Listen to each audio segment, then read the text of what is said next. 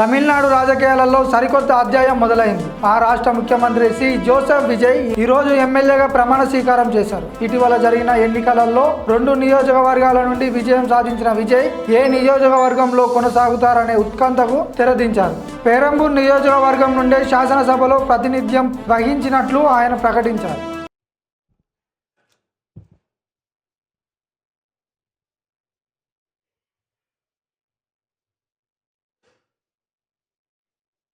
சட்டமன்ற பேரவையின் உறுப்பினராக தேர்ந்தெடுக்கப்பட்ட சி ஜோசப் விஜய் எனும் நான் சட்ட முறைப்படி நிறுவப்பெற்றுள்ள இந்திய அரசமைப்பு சட்டத்தில் உண்மையான நம்பிக்கையும் பற்றுறுதியும் கொண்டிருப்பேன் என்றும் இந்திய நாட்டின் இறையாண்மையையும் ஒருமைப்பாட்டையும் நிலைநிறுத்துவேன் என்றும் நான் மேற்கொள்ள இருக்கும் கடமையை நேர்மையுடன் நிறைவேற்றுவேன் என்றும் உளமாற உறுதி கூறுகிறேன்.